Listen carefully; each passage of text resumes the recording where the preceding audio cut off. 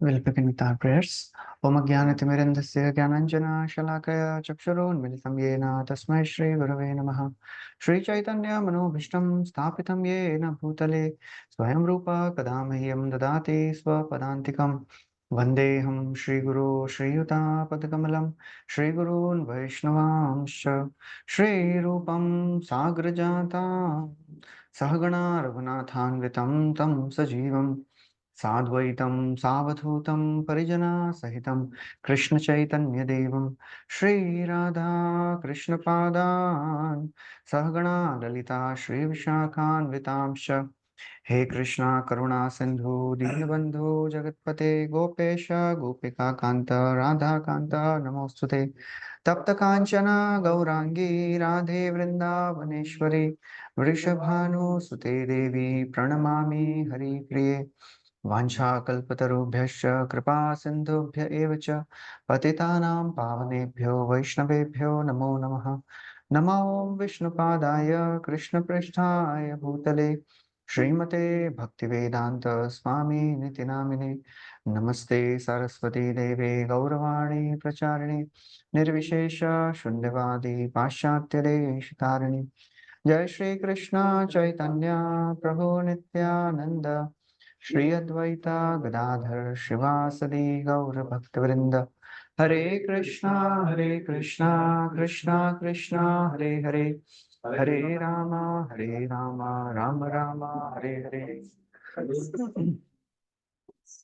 Hare Krishna. So welcome everyone to our Bhagavatam overview class. We are discussing from fourth canto, and last time we discussed how Dhruv Maharaj, he wanted to take revenge because his brother Uttam was killed by one of the Yakshas, as predicted by the Supreme Lord.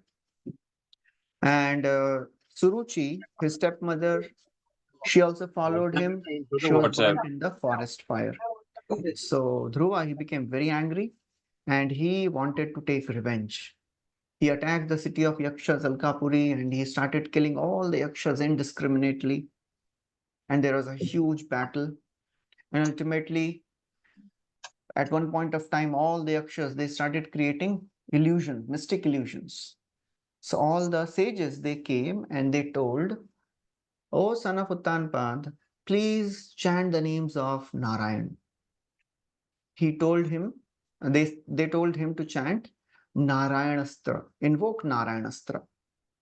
औत्तानपाद भगवं स्तव Sarang धनवा देवः शृणोत्यवनतार्तिहरो विपक्षान् यन्नामधेयमभिधाय निशम्य चाद्धा loko anjasa tarati dustaramanga mrityum. So all the sages, they say, "O son of Uttanpad, the supreme lord who is the carrier of saranga, anyone who chants his name, he gets delivered from this ocean of birth and death. So why are you so bewildered? This ocean of yakshas is nothing. This mystic illusions created by yakshas is nothing. Please chant the names of Lord."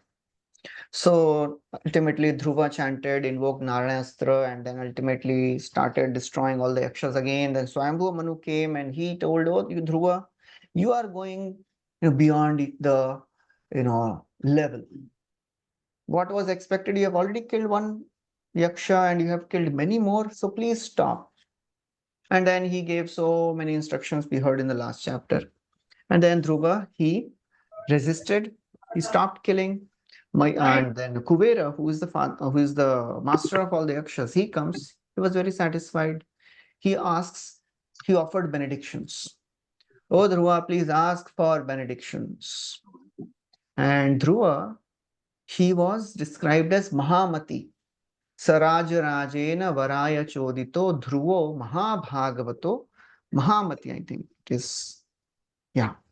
So Rajarajena Varaya Chodito Dhruvo Mahabhagavato and Mahamati. He was a great devotee of the Lord and he was very intelligent. He knew what to ask.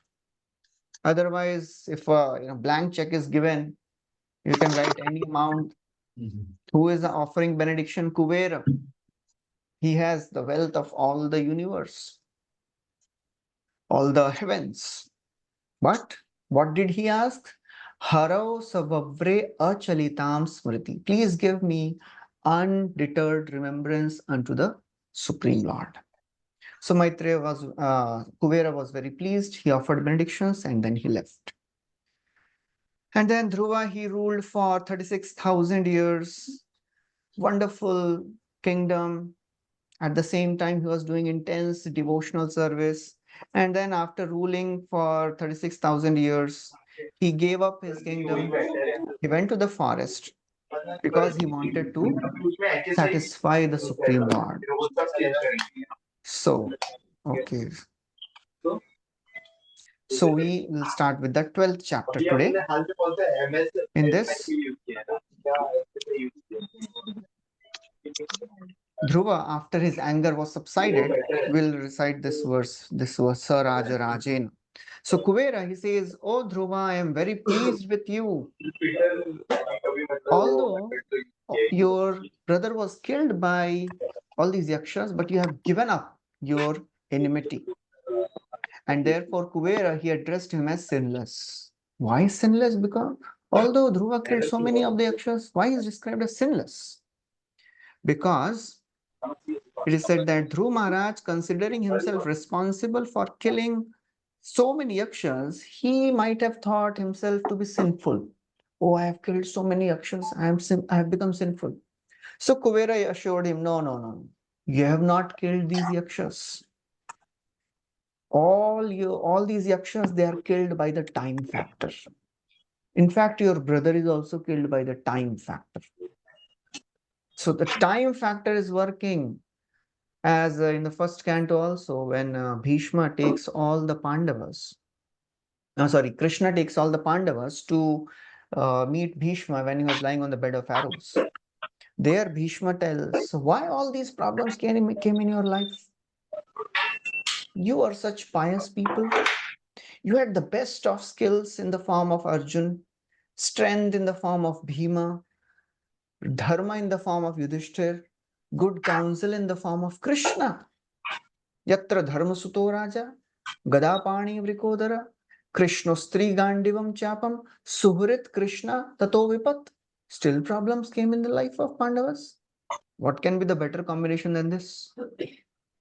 Arjun, Bhim, Yudhishthir, Krishna, still problems.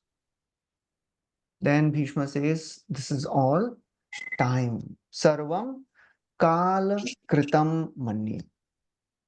So therefore he says it is all the time factor which is working, and only because of misconception we start thinking in terms of I and mine. Oh, I have done this. This is mine.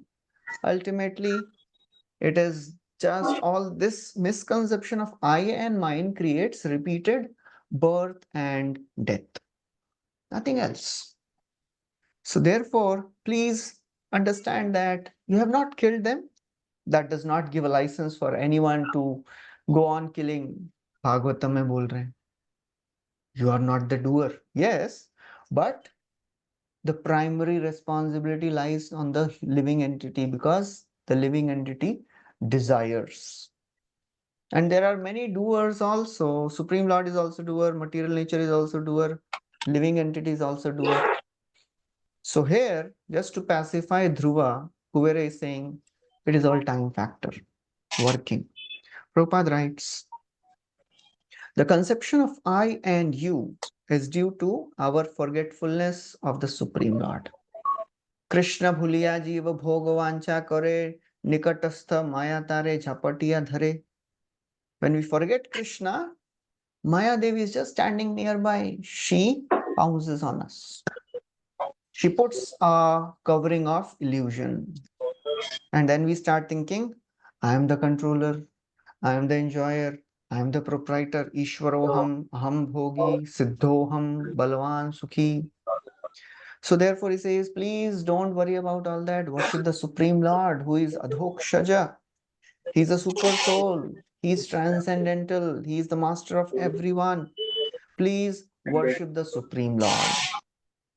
And he speaks this verse. Bhajasva bhajaniyangrim abhavaya bhavachidam yuktam virahitam shaktya gunamayatma mayaya. So he says, Bhajasva bhajaniyangrim. Engage yourself fully in devotional service. Bhajasva bhajaniya angri. Angri means worship the lotus feet of that Supreme Personality of Godhead, who is Abhavaya Bhavachidam. He can only deliver one from the cycle of birth and death. Yuktam virahitam shaktya. Although the Lord is not attached to his, Lord is attached to his material potency. That means he is the only one who directs all his material energies. But he does not get affected by all that because he does not desire the results of it. We get affected by our activity because we desire the results of the activity. Lord has nothing to do. Krishna says in Bhagavad Gita, Namam karmani limpanti, name karma phale spriha. I have nothing to do. No work is there entitled for me. I don't have to get up in the morning. I don't have to do all these, kingly duties. Still, I am doing, because if I will not do, people will say, Krishna nahi kar rahe, to why we should do? Just to set standards, he is doing. So therefore, Prabhupada writes, Bhakti, devotional service cannot be rendered to an impersonal God. To render devotion, there should be a God. Bhakti can be rendered to only Bhagavan, not to Brahman. And Prabhupada focuses on this word bhajaniya. Bhajaniya means he is worth chanting. His names are worth chanting. He is worth worshipping. There are many words. Shravaniya, Ikshaniya, Smaraniya, Sprihaniya, Kirtaniya. Everything about the Lord is worth doing, worth chanting, worth remembering, worth taking darshan. Darshaniya tamam shantam. So everything about the Lord is worth doing. So therefore he says, Bhajasva bhajani angrim. Please worship the lotus feet of Supreme Lord. And then he says that we have already heard that you constantly engaged in devotional service. So I'm very pleased with you. Please ask for any benediction. He is giving a open blank check. Jo mangna hai mango. Ask anything you want. And then Maitreya Muni, he says, what did Dhruva ask? Because Dhruva is a great devotee of the Lord, he knew what to ask. People, they go to devatas and they ask for material things because they don't know what is the right thing to ask from them. Here, the head of the devatas, the head of the treasury, the treasurer is telling, ask, mango. And he says, Saraj Raje Navaraya Chodito Dhruvo Mahabhagavato Mahamatihi Harau Sabavre Chalitam Smritim Yaya Taratyayatnena Duratyayam Tamaha Saraj Rajena. The Raj, the king of the Yakshas, when he asked for benediction. So he told, please ask for benedictions. So what did he ask? Dhruva, he was Mahabhagavat. He was such a great devotee and he was a very intelligent and thoughtful king. Mahamati, Krishna sei bhaje sei bada chatur. Only intelligent person is one who worships Krishna. Krishna tells in Bhagavad Gita, those who worship devatas, they are less intelligent. They are alpamedasa. And those who worship Brahman, they are amedasa. They have no intelligence. Tat bhavati alpamedasam. When Krishna tells about devata, alpameda, they inki buddhi kam hai. And when impersonal Brahman, they are amedasa. So Dhruva is Mahamati. So what did he ask? Harau savavre chalitam smritim yayav achalitam. Achal. Achal means steady. Steady remembrance. Achalitam smriti unto Hari. What will happen by that? Tarati, I will cross. Tarati ayatnena, without any endeavor, I'll cross this duratyayatama, thick, dark, material existence. I'll very easily cross. So that is how a devotee knows what to ask. So therefore, Vedic literature, he tells us that dharma, artha, kama, moksha. Apart from that, there is a pancham purushartha. That is bhakti, devotional service. And that is what a devotee should ask for, not for any other material things of the world. So therefore, it is very, very important to understand what is the right prayer we should offer to the Supreme Lord. Prabhupada writes, Kuvera personally offered Dhruva any amount of riches, but he declined to accept them. Therefore, he is described as Mahamati. Now, it is very interesting. Kuvera is not a pure devotee. He is a Devta. And Dhruva is a pure devotee. So now Dhruva is asking Kuvera for unbroken remembrance. How is it? Dhruva is already very much more spiritually advanced than Kuvera. Because Dhruva remembered the words of Manu. Manu told in the last chapter, he said, if you don't stop killing all these yakshas, the wrath of these great personalities will affect your family and affect your devotion. So therefore he's thinking, oh, this Kuvera's wrath should not disturb my devotion and my family. So therefore he was only concerned with his Krishna Smaranam. He was not concerned, mera dhan kam ho jayega. He may take away my wealth. Anything which stops a devotee from remembering Krishna, any obstacle, devotee is very careful not to bring that devotion, that obstacle in the front of his mind. So therefore, Kuvera, when he heard that, okay, this great devotee Dhruva is asking for what? Remembrance of the Supreme Lord. He was very pleased and he gave the benediction he wanted. So that's how Prabhupada writes. Why did Dhruva Maharaj take benediction from a demigod? The answer is that Vaishnava, for a Vaishnava, there is no objection to taking benediction from a demigod if it is favorable for advancing in Krishna consciousness. So if we are going to any devata, we should ask for only one thing. Please give me unalloyed devotion to the Supreme Lord. But then if I want all the material things, uske liye kiske paas jana hai?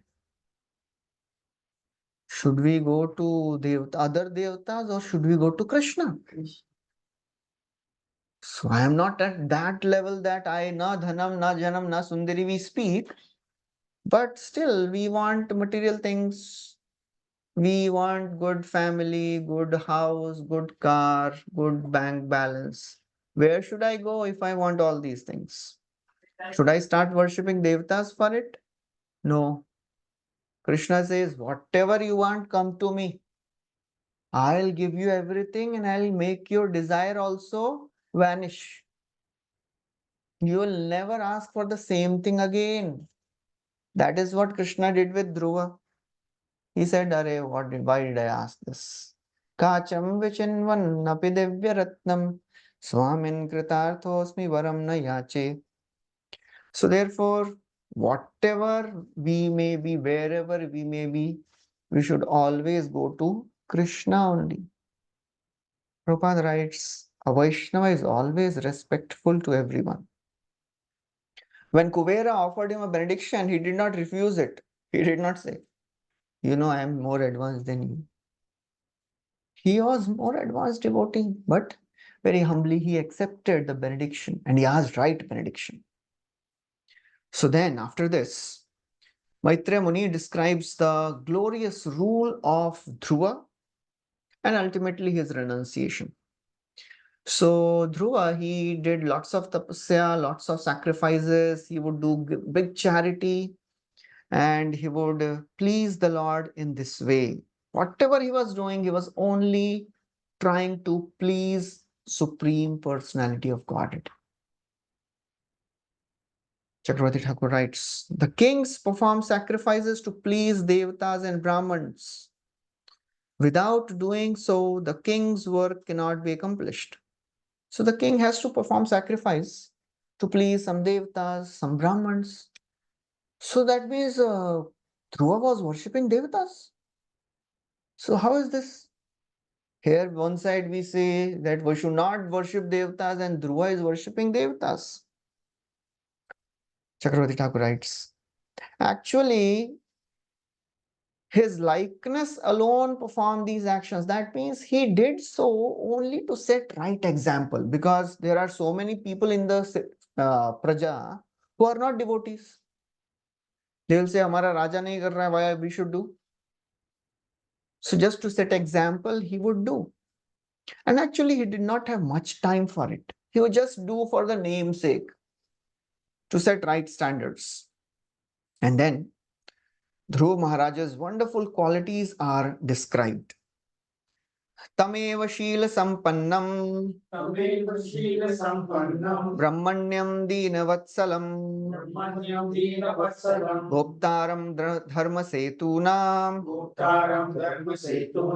मेनिरे पितरम प्रजा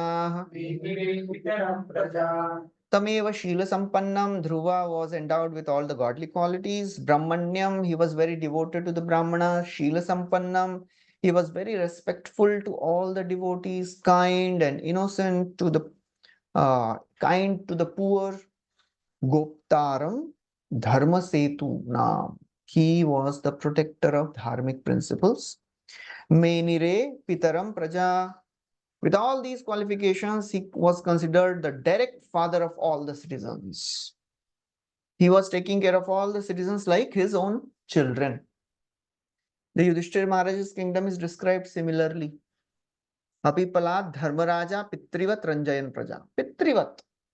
That's a king. He takes care of the citizens like children. Children, they are children, my children. He's father. So that's how a king should be. King is not the person who exploits the citizens. So Prabhupada writes that Brahmanya means he was devoted to the Brahmanas.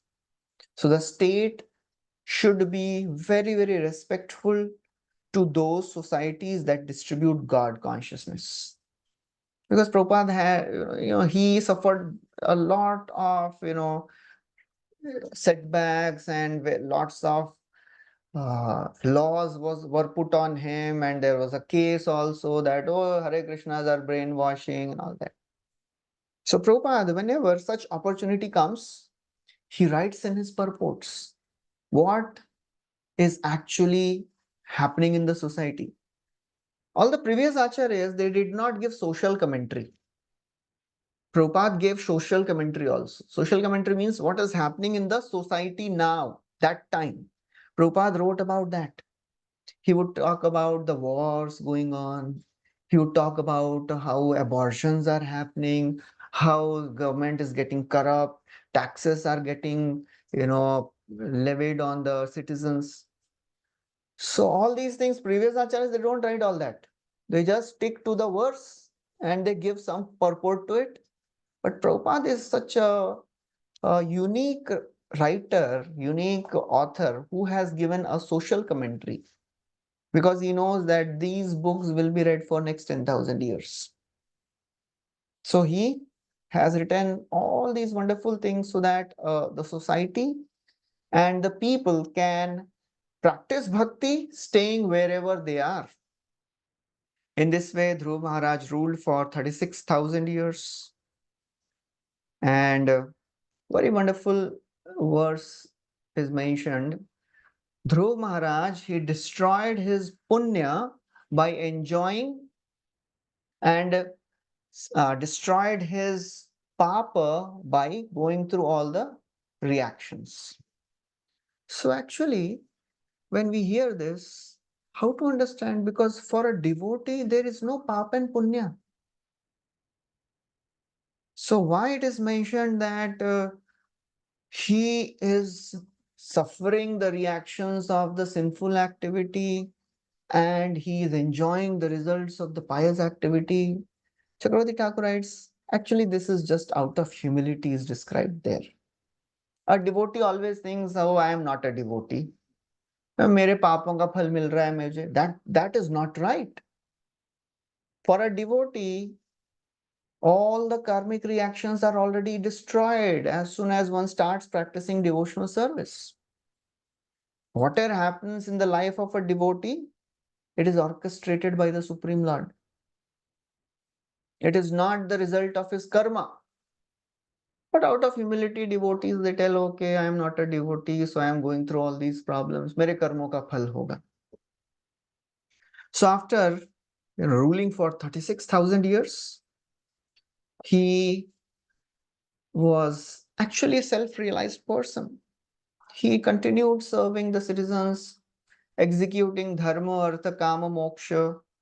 And then when the time came, he wanted to now renounce the world. And he gave up the kingdom. He gave the king to his son and he went to Badrikashram. And then it is described there, Dhruv Maharaj started performing Ashtanga Yoga. Now, another problem comes here. He is a devotee. Why is performing Ashtanga Yoga? Why he has to practice Ashtanga Yoga? All these things are described. Yam, Niyam, Asan, Pranayam, Pratyahar, Dhan, Dharan, Samadhi. ये सब क्यों कर रहे हैं हम? And then he is experiencing ecstatic symptoms also. We'll recite this verse. Bhaktim haro bhagavati prabhavanna jasram ananda bashpakalaya muhurardhyamanaha viktudyamana hridaya pulakachitango natma namasmaradasaviti muktalingaha.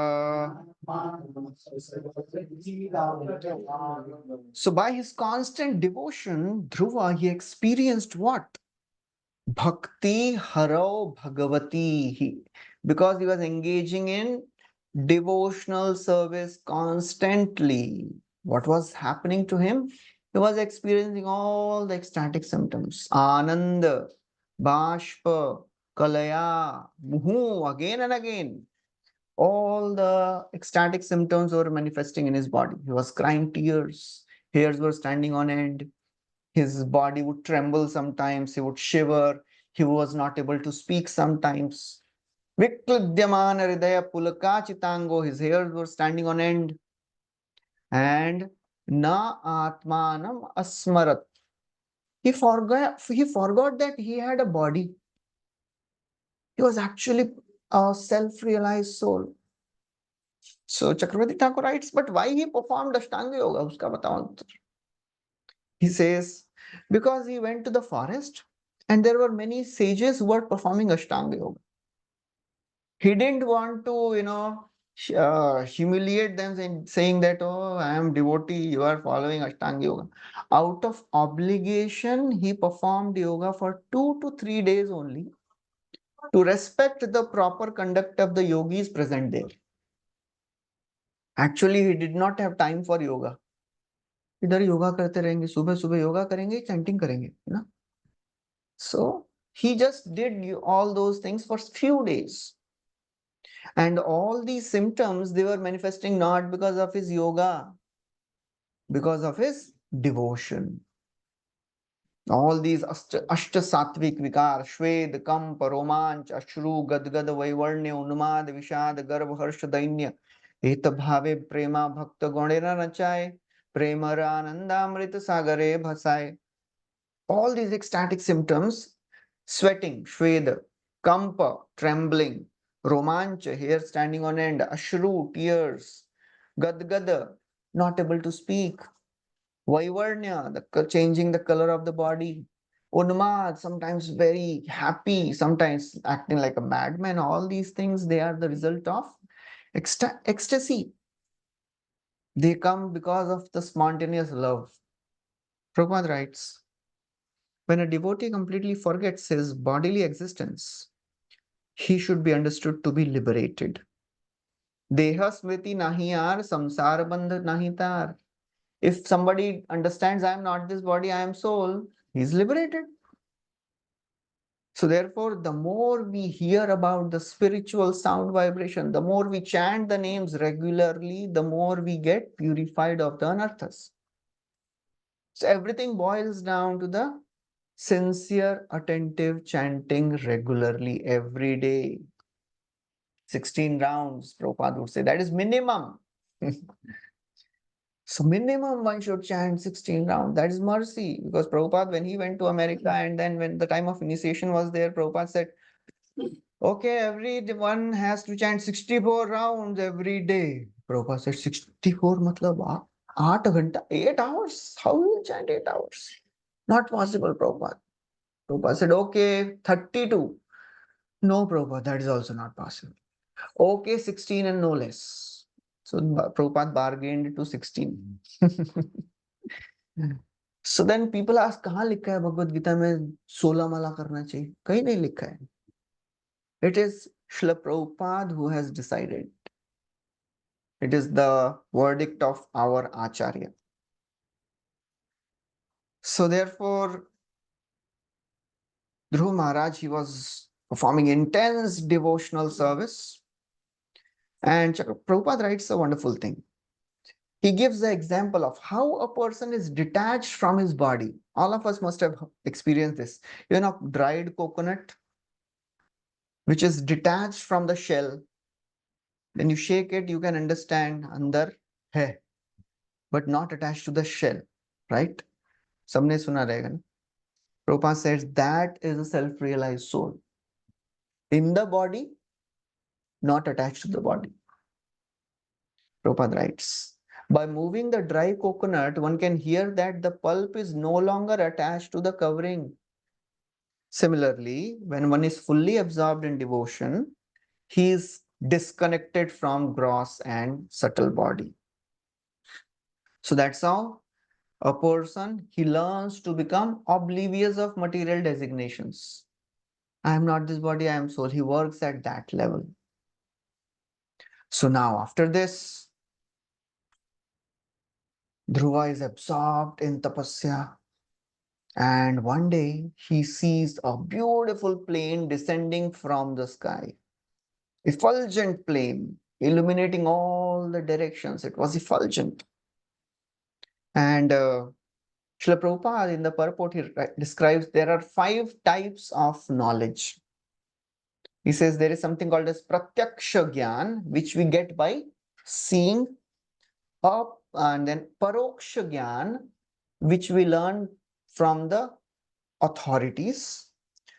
Third is aparoksha gyan. Aparoksha means that knowledge which we get by our own realizations. Then there is adhokshaja gyan.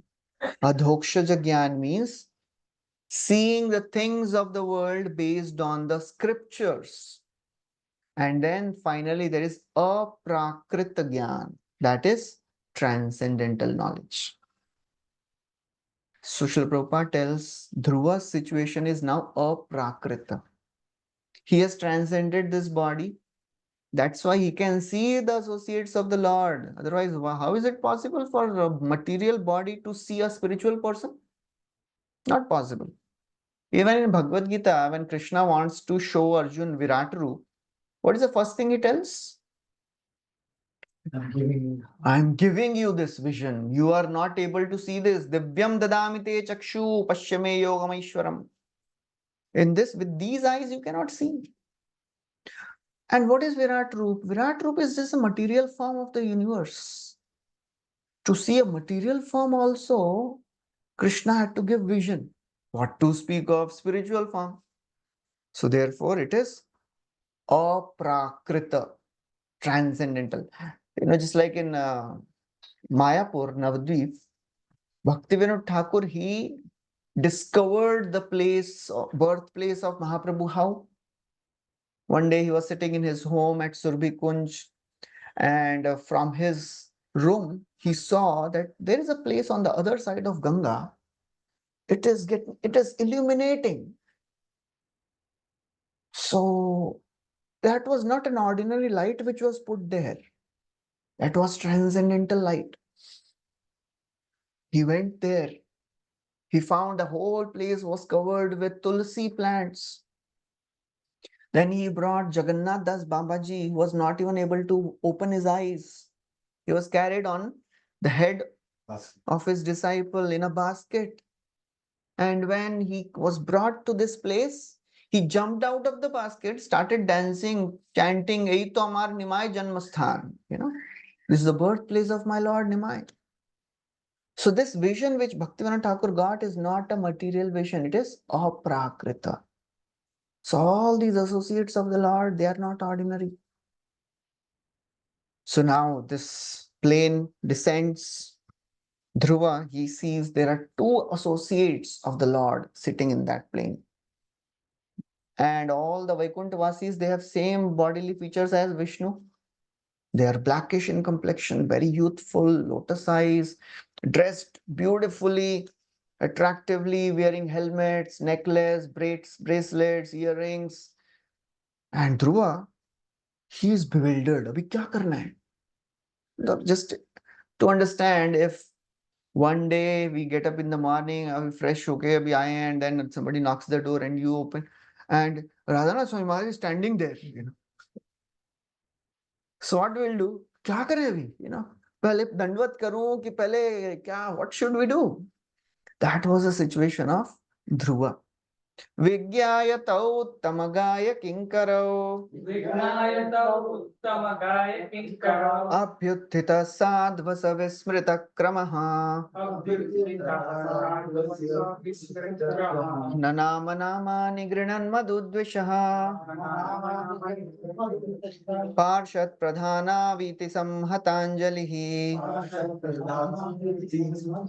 These are beautiful verses. Vigyayatau, he came to know. Uttamagaya kinkaro, these are the associates of the Supreme Lord. Abhi kya ho gaya? Abhyuthita, he got up. Sadhvaza vismrit krama, he forgot the kram. पहले क्या करना है? पहले दंडवत करूं कि पहले प्रणाम, पहले आरती उतारूं कि पहले कुछ बैठने के लिए बोलूं? What to do now? So what he did? Nanamag nama nigrinan madhudvisha, he started chanting the names of Lord. As they were standing, he folded his hands and he started chanting the names of Lord Narayan. Chakravarti Thakur says he started chanting Jai Narayan, Jai Gopal, Jai Govinda. He started chanting the names of Narayan. So Prabhupada writes, a devotee either in danger or in happiness, he chants Hare Krishna only. अपने लिए सबके लिए एक ही है, मतलब सबके लिए हरि बोल है. गुड सिचुएशन हरि बोल, बुरा हो गया हरि बोल, शादी हो गया हरि बोल, अभी डिवोर्स उसका हरि बोल हो गया. For everything there is only one word, Hare Krishna. Prabhupada writes, when a devotee is in danger, by chanting he is relieved of the stress, anxiety. And when he is in happiness, his happiness increases. So that's how in Vedic rituals one has to be very, very careful of the details. Ab kya karna hai, aage kya karna hai. It is not so easy to do yajna. Every detail has to be followed very, very carefully. One mistake, completely different result. It comes in the case of Vritrasur. His previous life, he was his father, Twashta. Twashta, he had a son, Vishwarup. Vishwarup became the guru of Indra.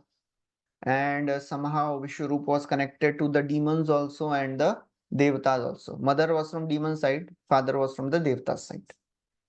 He was offering oblations for Devatas also and secretly for the demons also. Indra came to know. He cut off the 3 heads of Vishwarup. Now, Twashta became very angry. He wanted to create a demon who will kill Krishna, kill Indra. And he started chanting mantras. But he made little mistake in the meter. इधर metre क्या word बोलते हैं वही बड़ी बात है ना. इंद्र शत्रु हता. So just some meter was not spoken properly.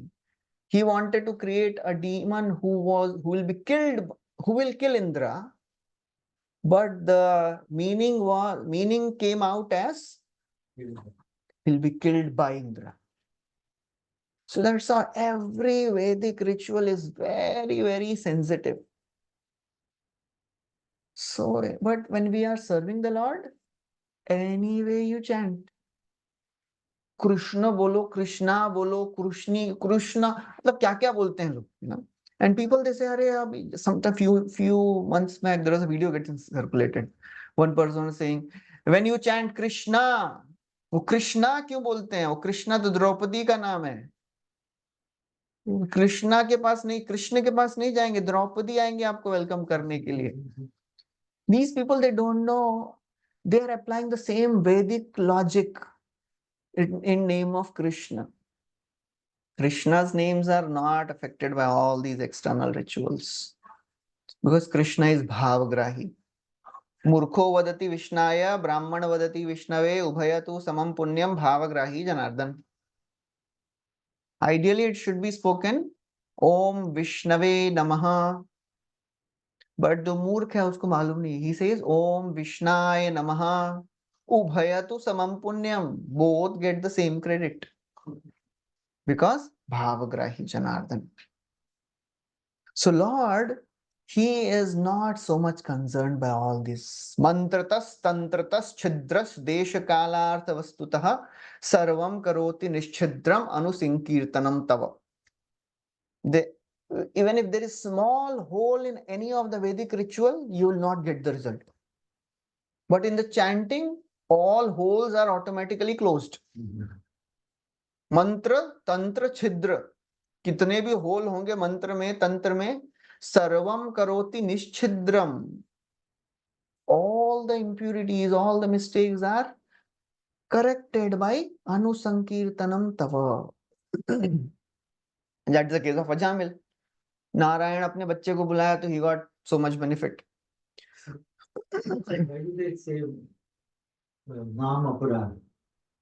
Namaprad is not chanting in different meter. There are 10 Namaprad. उसमें ये वाला Namaprad नहीं है ना. If you chant in a wrong meter, that is not Namaprad.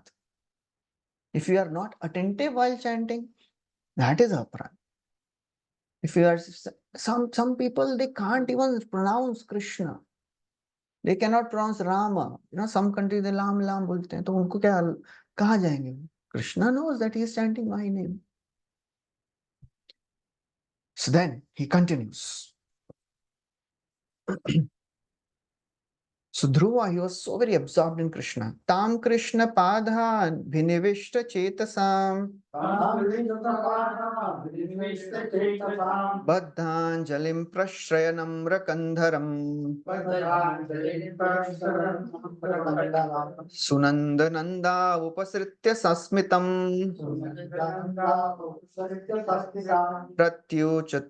Pratyuchatu pushkaranavasammito Tam Krishna Pad Abhinivishta Chetasa. His Chetasa, his consciousness was absorbed in Krishna Pada, lotus feet of Krishna.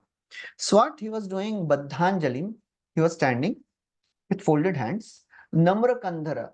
So when you meet some very senior person, you are like this, You're like Namra Kandhara, lower shoulders, humbly.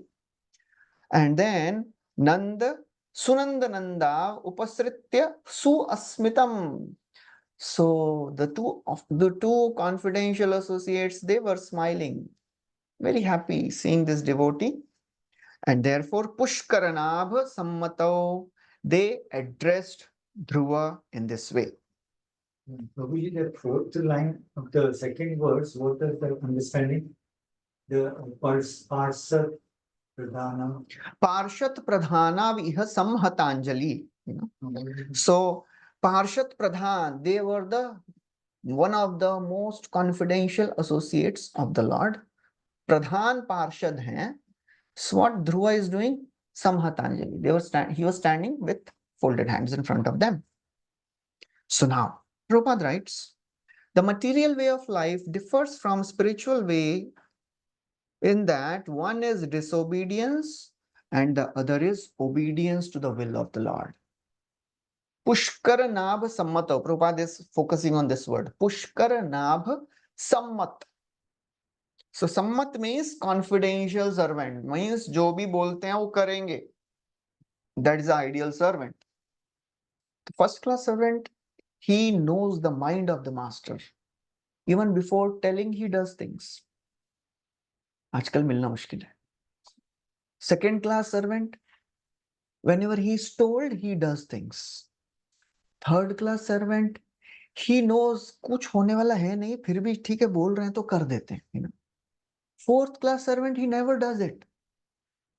So the great devotees are first class. They know what is the mind of Krishna.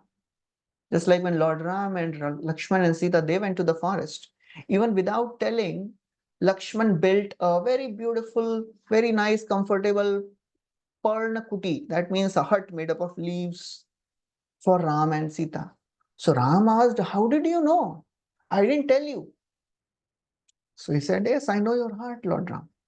So that is how a devotee is. Prabhupada writes, simply by becoming agreeable to the orders of the Supreme Lord, Dhruva got the chance to personally meet the servants of Lord. Very interesting, Prabhupada writes. What was possible for Dhruva is possible for everyone. क्या चाहिए बस? Anyone who is very seriously engaging in devotional service can obtain it. So this is possible. And then these two associates, Nanda Sunanda, they start speaking. They say that, oh Dhruva, let there be good fortune unto you. When you were just 5 years old, you pleased the Lord. And when they say, let there be good fortune unto you, what does it mean? They are indicating that very soon you are going to the abode of the Lord. And again, Prabhupada writes 2 times, consecutive purports. What was possible for Dhruva is possible for everyone. Again, he is writing. Any 5 years old child can be trained. And within a very short time, his life will become successful. So that's how, of course, children, they are very malleable. Whatever the parents do, child does. They can be trained very nicely in Krishna consciousness. They can sit for hours in even classes. One of the places I go, there, 8 years old girl comes for Bhagavad Gita class, and they're all elderly people. And I'm speaking all the complex things about life and dunya mein kya hota hai, how to handle problems, and of course Bhagavad Gita ka technical things. And she sits very peacefully. She hears, listens everything. And one day, one of the devotee who was the organizer, he was telling that one day this small girl, she was in the library. They have a library in their society, and she was reading Bhagavad Gita. And she says, I like reading Bhagavad Gita. So that's how, the children, when they are trained, they can be really absorbed. So they say we are the associates of the Supreme Lord, and we have come to take you to that abode. Please, now we invite you to reside in Vishnu Loka, that Vishnu Loka, which is Sudurjayam Vishnu Padam Jitam Tvaya. Yat Surayo Prapya Vichakshate Param. Atishta Tachandra Divakaradayo. Graharkshatara Paryanti Dakshinam. So he's saying, so they are saying that, oh Dhruva, now you will go to the place which is controlled by the Supreme Lord, which is very rare to attain, Sudurjaya. And even rishis and the devtas, they cannot achieve that position. सूरयो अप्राप्य, बड़े बड़े लोग भी नहीं प्राप्त कर पाए अभी तक. But आतिष्ठ, now you are welcome, please come, you will go there. And what is the glory of that Dhruva Loka? All the planets, all the luminaries, they keep pole star Dhruva in the center and they circumambulate it. Again, Prabhupada writes, Krishna consciousness is so potent that by adopting these principles, one can very easily go back home, back to Godhead. So Prabhupada is really emphasizing a lot that अरे बच्चे भी कर दिए तो हमको कौन भी कोई भी कर सकता है. So then he says that, he continues that none of your fathers have attained it. None of your forefathers have attained it.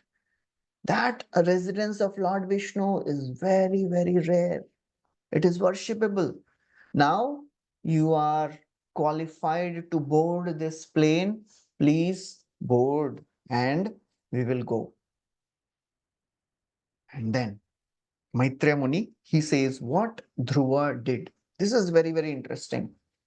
Now just imagine, now the plane is about to take off. Oh, you have to just board it. आपका ticket भी है, आपको seat भी दे दिया है, आपके लिए आया है.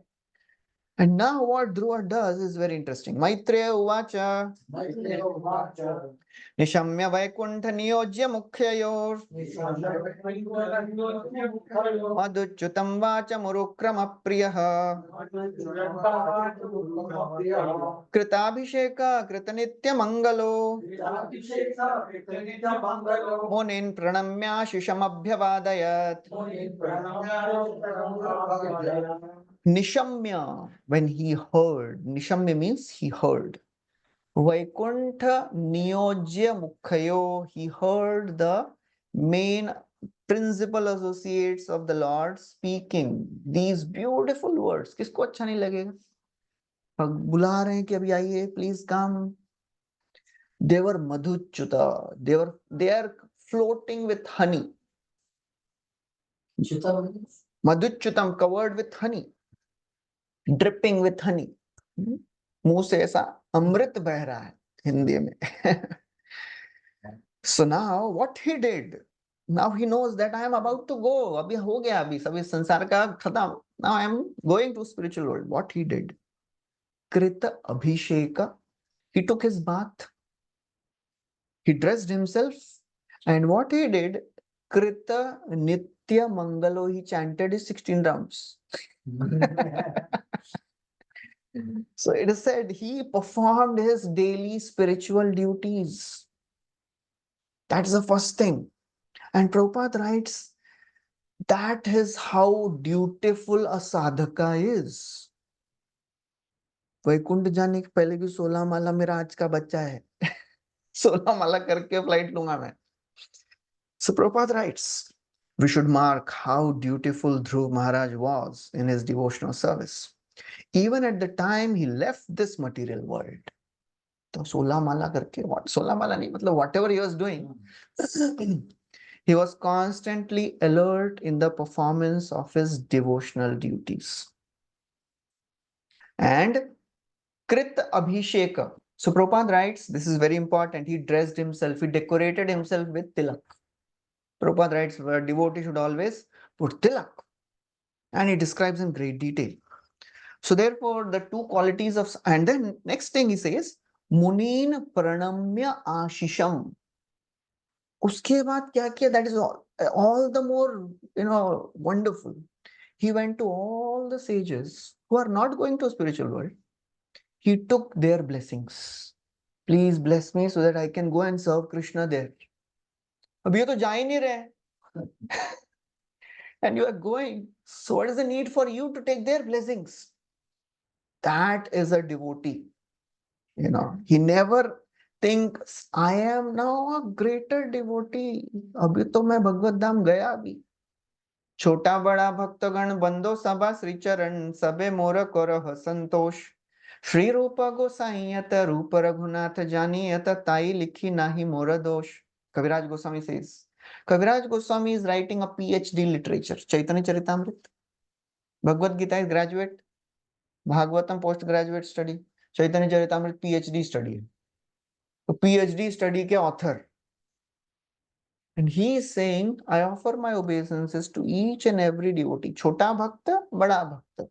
Bando sabha Sri Charan. I am offering my obeisances to each and every devotee's lotus feet. Please be satisfied with me so that I can write this literature. So a devotee never thinks, I am qualified.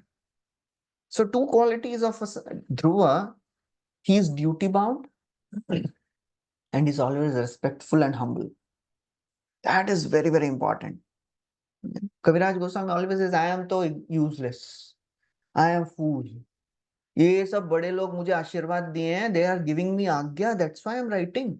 नीच शूद्र नीच मूर्ख शूद्र अमुई विषय लालस वैष्णव आज्ञा बोले करे एते का साहस.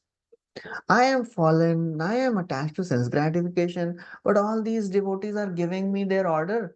Vaishnava Agya Bal. That is my strength. That's why I am daring to write this literature. So that's how Prabhupada writes. Dhruva did not become puffed up because the airplane was sent by him and it was sent by the Lord and it was waiting for him. As a humble Vaishnava, he accepted blessings from all the sages. And then, again, now before boarding the plane, what he did, सबको प्रणाम भी कर दिया. This is a very interesting, incidents. What Dhruva did before he goes back. First, he offered obeisances, he did his rituals, and then he circumambulated the airplane. Because anything related to the Lord is given the same respect as the Lord. He circumambulated the plane, he worshipped the plane, he circumambulated it. And then he offered obeisances to Nanda, Sunanda also. And as he was doing all these things, his body became brilliant, effulgent. That means he became spiritual. His body became spiritual. So that's how, the more one advances, the more one learns to respect the paraphernalia of the Lord. A new devotee thinks, Bhagwan और मैं, बीच में कोई आना नहीं चाहिए. But the more one advances, he starts respecting each and everything. Even a broom used in service of the Lord. Anything. The devotee starts understanding this is the paraphernalia of the Lord. He becomes respectful. So then, Prabhupada writes, as Lord is worshipable, his associates, his paraphernalia, his abode, his airplane, everything is worshipable. So now, after this, Dhruva, he is now about to depart, board the plane. Now what he is doing? Now he has to leave his body, right? Death personified came. And because he was just requesting, bhi aap sharir chhod dijiye. Dhruva, what he did? He placed his foot on the head of death personified and he boarded the plane. So Prabhupada writes, for a devotee, there is no difference between, death, staying here and staying in Vaikuntha. It is same. Prabhupada gives the example of a cat carrying kitten and cat carrying a rat. For the cat carrying the mouth is the same, right? For kitten, it is loving embrace of mother. For a rat, it is death personified, right? For a non-devotee, I don't know where I'll go. For a devotee, he knows I'm going to spiritual world. So that's how a devotee is fearless. He is never fearful of death. He's never sorrowful about the past. अरे क्या क्या हो गया मेरे जीवन में. Devotee knows जो हुआ भगवान ने ही किया है. Krishna wants this. And he is not so much pained in the present situation because he knows I am not this body. All these things which are there, they are not mine. Whatever is happening, take it. And he's not fearful about the future. Aage kya hoga, I don't know. Because he knows whatever Krishna wants is going to happen. So now Dhruva boards the plane and then the plane starts flying. And all the devtas are very happy. The drums are resounding. Devtas are showering flowers. Gandharvas are singing and all the. Matlab typical jo bhi hota hai whenever some great things happen. So now, immediately, as the plane is ascending, Dhruva remembered somebody. He remembered his mother, who was his Path Pradarshak Guru. She was the first person who told, "Oh Dhruva, please go and worship Vishnu. Tameva vatsa shrayabhritya vatsala mumukshubhi mrigya padabja paddatim ananya bhave nija dharma bhavite manah avasthapya bhajasva purusham." Oh Vatsa, please Bhritya Vatsal, worship the Bhritya Vatsal, Supreme Lord. She is the first Guru. So therefore he was thinking, how can I go to Vaikuntha without and leaving my mother behind? How can I go alone? That is a devotee. He is grateful for anyone who has helped him or her in bhakti. It happened 36,000 years back. 36,000 years back, Suniti gave him instructions. He is remembering. इन्होंने मेरे को 36,000 साल पहले बताया था. We don't remember even after 36 days, He remembered after 36,000 years. That is not attachment. Sir? That is not attachment. That is gratitude. She has helped me. And of course, family relation means some love is there always. So the devotee is always grateful. Whatever has happened, I'll be great. I'm grateful. So he remembered his mother. Prabhupada writes a very wonderful purport here. It is the duty of Diksha or Siksha Guru to instruct the disciple so that he can advance. And there is no difference between Siksha Guru and Diksha Guru. And generally, Siksha Guru later becomes Diksha Guru. But Dhruv Maharaj, because he remembered Suniti, Lord fulfilled the desire of Dhruva. Lord does not depend on anyone. He can fulfill all his desires. Devotees also do the same, but by depending on the Lord. They also become equal to the Lord by depending on the Lord. So that is how, and Prabhupada writes very, very wonderfully in the next verse. So when Dhruva is thinking like this, Nanda Sunanda, they tell, Dhruva, please look back. There is another plane which has come and your mother is boarding that plane. So Prabhupada writes, Bhakti Siddhanta Saraswati Thakur used to say, if I could deliver one soul back to Godhead, my mission is successful. And Prabhupada is so very humble. He says, Krishna consciousness is now spreading all over the world. And sometimes I think that even though I am crippled in many ways, please listen carefully, he says, even if I am crippled in many ways, if one of my disciples become as strong as Dhruv Maharaj, then he will be able to carry me with him to Vaikuntha.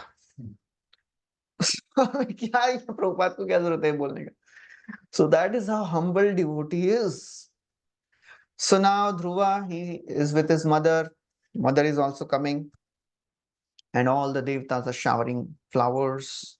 On the way, Dhruva sees various planetary systems, Bhulok, Bhuvarlok, Maharlok, sab dekhte hue ja rahe hain. And then that's how Dhruva reaches the Dhruva Loka. And that Dhruva Loka is self-effulgent abode of Lord Vaikuntha Loka. And it is attained by those who are great devotees of the Lord. And those who are engaged in worshipping the Supreme Lord. those who are very merciful, peaceful, equipoised. They know how to please others. They know how to make other devotees. So all these are the qualities of the devotees who go to Vaikuntha Loka. So then Maitri Muni continues that Dhruva, he was the crest jewel of all the three worlds. He attained Dhruva Loka, and all the planets, as you can see in this picture, all the planets, they circumambulate Dhruva, pole star. And Narad Muni, he sang the glories of Dhruv Maharaj in the sacrifice of Prachetas. This forms the next question. ये प्रचेतास कौन है? He is not thinking, Vidurji is not thinking, khatam ho gaya bhai, chalo, class will end now, He catches this one word. Narad Muni sang the glories of Dhruva at the sacrifice of Prachetas. Who are these Prachetas? That he'll ask in the next chapter. So ultimately, Narad Muni glorifies Dhruva Maharaj. He attained the unattainable. He conquered the unconquerable. And then he gives the Falashruti. धन्यं यशस्यम् आयुष्यम् पुण्यं स्वस्त्ययनं महत् स्वर्ग्यं द्रव्यं सौमनस्यं प्रशस्त्यं अघमर्षणम्. So by hearing the narration of Dhruva Maharaj, one can fulfill the desires for dhanyam, dhan, wealth, reputation, and ayushyam, duration of life. Jo chahiye sab milega. He can go to heavenly planets, he can become rich, he can become wealthy, he can become famous, he can get all the wonderful qualities, he can acquire all the prowess and the influence. And those who recite this story with great care and attention, without taking any remuneration, without any duplicity, before a favorable audience, they get devotion unto the Supreme Lord. When to recite? On the full moon day or dark moon day, the day after Ekadashi, at the end of the month, or on Sunday or end of a particular tithi. मतलब कभी भी कर सकते हैं ऐसा. So many things are given. So he says both the reciter and the audience, they become perfect. They receive the blessings of all the devtas. So that's how he ends this chapter by telling that I have narrated the wonderful pastimes and activities of Dhruva Maharaj, who gave up his home and in the childhood, and he went to the forest to worship Lord Vishnu. So that's how this chapter ends. Hare Krishna. A slide before this, there was a map of this. Yeah. The pole star and the... Yes. So this is the planetary system. Yeah, this nakshatra. So this is these are all the luminaries which we see in the sky. All the stars, all the planets, Galaxy. they are all revolving, keeping pole star in the center. Our earth is not revolving. That is modern understanding. According to Vedic understanding, this entire Bhumandal, this is the Bhumandal. Bhumandal is a huge flat thing. 5th canto of Bhagavatam describes in great detail. And in that, our earth is just small part, somewhere in the Bhumandal. Now I cannot describe this because it requires lots of understanding. So Bhumandal is like a flat structure. And not our earth is not Bhumandal. Bhumandal is a flat disk. And in that disk, on one corner, there is a earth, globe. And all the other stars and luminaries, all the sun, moon, everybody, they are revolving. Earth is not revolving. And they revolve kiske around? Around the pole star. So that is what is described here. And this words in Sanskrit, what does it mean? This someone. Yeah, so this is the qualification of people who can go to Vaikuntha or Dhruvaloka. Shanta, they are peaceful. Samadrisha, they are equipoised. Shuddha, they are pure. Sarvabhuta Anuranjana, They know the art of pleasing other living entities by bringing them close to Krishna. Yanti anjasa achyut padam. Anjasa means very easily. They come to achyut padam. Achyut padam means Vaikuntha. Achyut priya bandhava, and they keep friendship only with devotees. They don't mix with non-devotees. These are the qualities of people who can go to Vaikuntha or Golok. Okay. Hare Krishna. One question, Prabhuji. Okay, so just a minute. I think there are some. Any online devotees, they have some questions they can also ask. Yes, bro. Um, Hare Krishna, Prabhuji. That is. Bhima, after the war, Mate, just a minute. There is some one question here. Huh. like Dhruva Maharaj killed the Yakshas in anger because he killed his brother. Hmm. So he was not like, what's the word?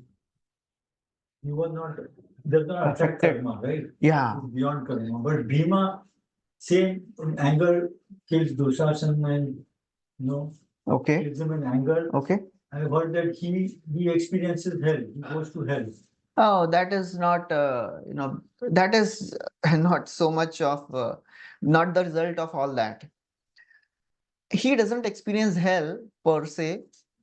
Mahabharat mentions it as, it was for a very short, Short time, you yeah. know, But he does experience. he did not suffer there. He just saw the hell. Hmm. So just like a devotee goes through all the planetary systems, he passes through the hell also. So in that way, Bhagavatam describes it in a very, very different way as from Mahabharata. Mahabharata say they go to heaven, they went to heaven, and from there, and uske baad kya hua malum? Bhagavatam describes very clearly they all went to spiritual world. So how to reconcile? They went to heaven and from there they went to spiritual world. Because the devotee, as he's going, just like in Dhruva case also, he saw all the planetary systems. So that's how a devotee has to be very, very detached. If any desire is remaining, and जाते जाते स्वर्ग में बोले थोड़ा रुक जाते हैं यहाँ पे, तो फिर फंस गए फिर, It is just like 10th in a building 10th floor Bhagavad Katha is going on and 5th floor पे kitchen है, cooking हो रहा है. तो जाते जाते बोले अच्छा स्मेल आ रहा है, थोड़ा प्रसाद खा के जाता हूँ. तो प्रसाद खा के जाते जाते खत्म हो गया भागवत कथा. So that's how a devotee should be, free from all the desires. So they go, they see all the planets and they go. They leave this world. Okay, thank you. So one can go for prasad, otherwise prasad is getting over. Yeah. Hare Krishna. Yes. Yes, Prabhuji. Dandavat pranam. Just Thank a you for minute, wonderful Mataji class. is not able to hear you. I'll meet you. I'll come. You are taking prasad, right? Yes, Yes, Mataji. Thank you for wonderful class. Prabhuji, you said about 5 types of knowledge. That is aparuksha, adoksha, and aprakrut dhyan. That according to these 3 realization, so all are the realization revealed by Krishna only within the heart of the devotee. So what is the difference between this aparoksha, adoksha, and aprakrut? All are transcendental only, na, means revealed by Krishna. I'm just finding out the verse where it was quoted. Just a minute.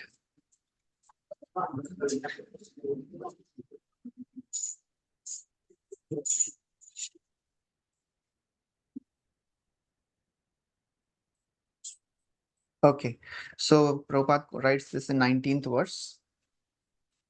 So pratyaksha means direct knowledge. Paroksha means the knowledge received from authorities. Aparoksha means the knowledge which we get by our own realizations. Adhokshaja means the knowledge which is based on the scriptures, and aparakrit means the spiritual knowledge. So yeah, so transcendental knowledge. So what is the question now? Prabhuji, all the realization, that is spiritual realization, it is by mercy of Krishna only, na? Okay. So these are coming from Yes, it is mercy of Krishna. But by using our own intelligence and by our own analytical power, we can understand how things are happening to us, and how we are not this body, we are soul. This is analytical knowledge, but the realization comes in due course of time. By using our intelligence, we can analyze things that I am not this body, I am soul. But actually, to realize this, we require mercy of the Lord. So there is a difference between, getting knowledge through our analysis and actually realizing it. That is spiritual. Aprakrita Gyan, that is the mercy of the Lord which is given. And of course, the knowledge of the things of the world and analytical power is given by the Lord only. That, just like, for example, when we are chanting, there are three stages: Namaprad, Namabhas, and Shuddhanam. At any stage, we want mercy of the Lord to advance. But with our endeavor, we can come up to the stage of Namabhas. That means, with our endeavor, we can be attentive while chanting. We can be alert while chanting. We can sit straight. We can sleep without we can chant without sleeping. That all can happen with our effort. But to chant with love, that we cannot do on our own. That is Shuddhana. That is awarded. So some things which we can do with our endeavor, of course, all our endeavor, all our strength, that is also given by Krishna. But to access the mercy of the Lord and the taste in the scriptures and the holy name, that we cannot achieve even if we keep on endeavoring for millions of lives if Krishna doesn't give mercy.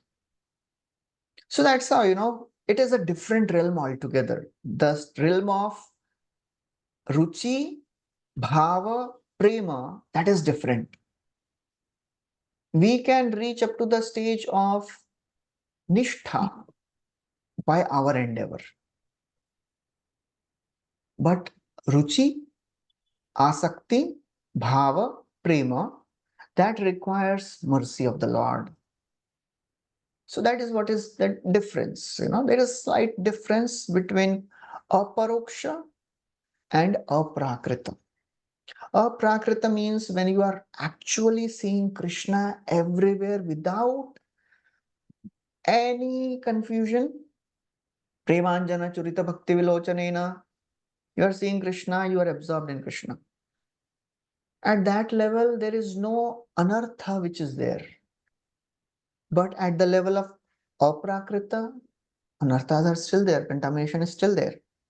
But I'm using my intelligence to see the world based on scriptures. At the level of aprakrita, anarthas are gone. So it is very natural for me to see Lord everywhere. No endeavor. It is natural. So that is the difference. Prabhuji, one more question shall I ask?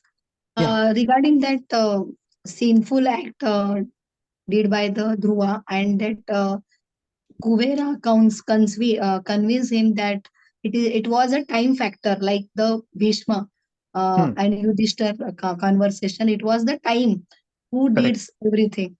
But regarding that pure devotee, whatever the happening is by Krishna plan. But for our things, we also experience that most of the things, it was means what, we were not planned, but it happens. And we were thinking how it happens, but most of the thing regarding the wrong thing, that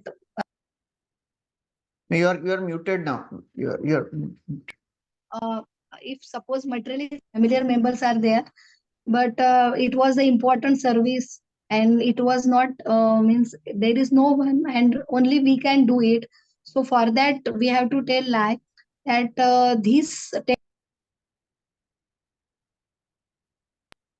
our tendency, that's why it was did. And it like that means to hide one lie, we have to again tell others lie, and it the whole situation changed. Then we thinks that why it has happened. So it was not Krishna's plan, and it was not a time factor, it was our whatever the cheating happens, our nature, yeah, that sanskar. So how we can explain that things in our life, like the sadhak? yeah, okay. So, in the life of a sadhaka, there are two factors which are working: Shraddha and Swabhava. Shraddha we get by the practice of devotional service, by reading of scriptures, and Swabhava we get by our anarthas, by our conditionings, by our impressions. Swabhava. Swabhava means our conditioned nature, and Shraddha means our spiritual faith. Okay. So whenever we do something wrong, they are impelled by our conditioned nature. That is not Krishna doing. That is our nature which impels us to do something wrong. So a devotee understands that, okay, this is my nature, I have done this, I take the responsibility, and the devotee repents for it. Devotee does not justify that, अरे ये तो अभी क्या करें, कृष्ण ही कर रहे हैं मेरे जीवन में. No. Krishna doesn't want us to do anything wrong. Krishna always wants that a devotee should be virtuous. But because of the conditionings, if a devotee does something wrong, that doesn't make Krishna take away his mercy. He continues to give his mercy. Because he knows ये बेचारा इच्छा नहीं होते हुए भी गलत काम कर रहा है.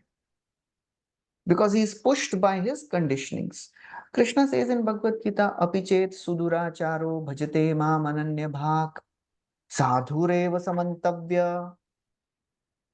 So this is a very, very interesting verse. Krishna tells, even if somebody is doing abominable activity, but because of his conditionings, he is not planning, but he is pushed to do. कभी कभी हो जाता है ना, हम plan नहीं करते, but somehow our conditionings are pushing us to do something wrong.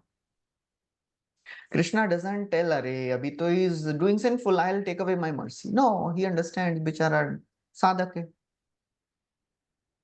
So that's how a devotee always understands कि I fell down because of my conditionings, but I will not give up worshipping Krishna.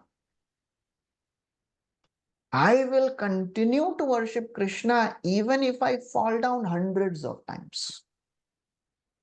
That is the determination of a devotee. That is what Krishna wants us to do. You know? So no problem, we did something wrong, repent for it, pray to Krishna. Don't justify your mistakes that अभी क्या करें, अभी मेरा nature ही ऐसा है. No, repent for it. Try not to do it again. But even if it happens again, please be honest. So that is what Krishna wants. And we should not be so much of guilty consciousness that our guilt should make us increase our devotion, not frustrate us. Many times it happens. When we become too guilty conscious, then we don't like to chant, we don't like to do any bhakti, we don't like to serve, we don't like to, read. That is not right guilt. Our guilt should increase our dependence on Krishna. So that is what a devotee, a sadhaka should know. Okay. Thank you so much, Prabhuji. Hare Krishna. Hare Krishna. Okay, so if there are any more questions, or we can stop here. Okay, so Srila Prabhupada ki jai, Srimad Bhagavatam ki jai.